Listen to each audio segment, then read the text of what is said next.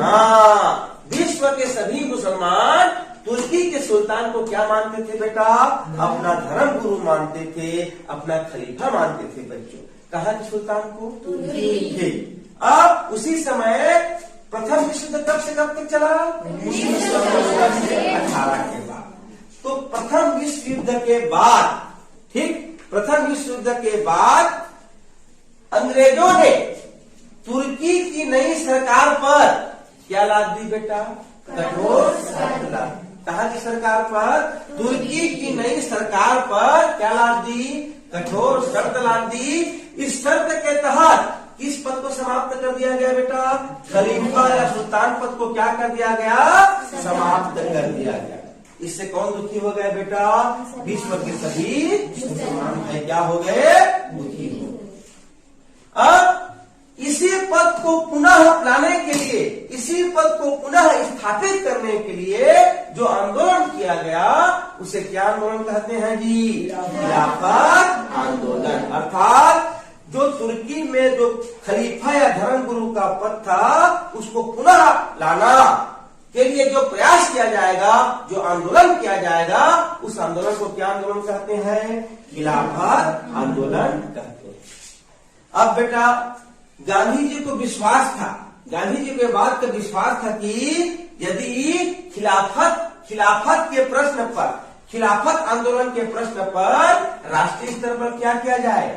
आंदोलन किया जाए तो न केवल हिंदू मुसलमान एकता मजबूत होगी बल्कि हमारा आंदोलन भी क्या होगा बेटा? सशक्त और मजबूत होगा। अतः गांधी जी ने कौन से आंदोलन का समर्थन किया? खिलाफत आंदोलन का समर्थन किया। और 1 अगस्त 1920 से, कब से बेटा? 1 अगस्त 1920 से गांधी जी ने एक नया आंदोलन शुरू किया। उस आंदोलन का नाम है बच्चों असहयोग आंदोलन। कौन सा आंदोलन?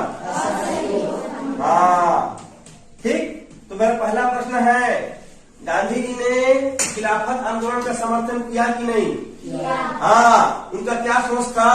यदि इस आंदोलन पर हम राष्ट्रीय स्तर पर आंदोलन करेंगे तो ना ही हिंदू मुसलमान एकता मजबूत होगी बल्कि राष्ट्रीय जो आंदोलन की जो गति है वो और क्या होगा बेटा? तेज होगा, मजबूत होगा। इसीलिए उन्होंने 1 अगस्त 1920 से कौन सा आंदोलन शुरू किया जी? असहयोग आंदोलन। चलिए आगे पढ़ते हैं। अब आइए, अब हम पढ़ते हैं असहयोग आंदोलन। कौन सा आंदोलन बेटा? असहयोग आंदोलन। गांधी जी, ठीक है, 1 अगस्त 1920 से ये आंदोलन क्या हो गया बेटा? शुरू हो गया। इस आंदोलन को देश भर में क्या मिला बेटा? जनता का समर्थन मिला। अब ये आंदोलन इतना बढ़ गया कि इसमें कौन कौन शामिल हो गए?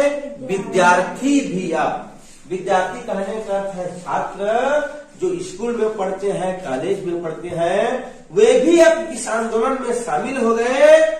और देश में किसकी स्थापना हुई बच्चों? विद्यालय और महाविद्यालयों की क्या हुई? स्थापना हुई।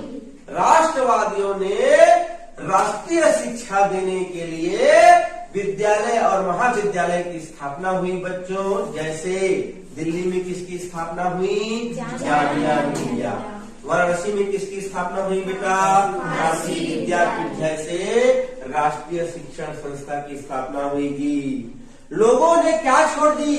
अंग्रेजों की सरकारी नौकरी छोड़ दी। वकीलों ने किसका बहिष्कार कर दिया? अदालतों का बहिष्कार कर दिया। विदेशी जितने वस्तु थे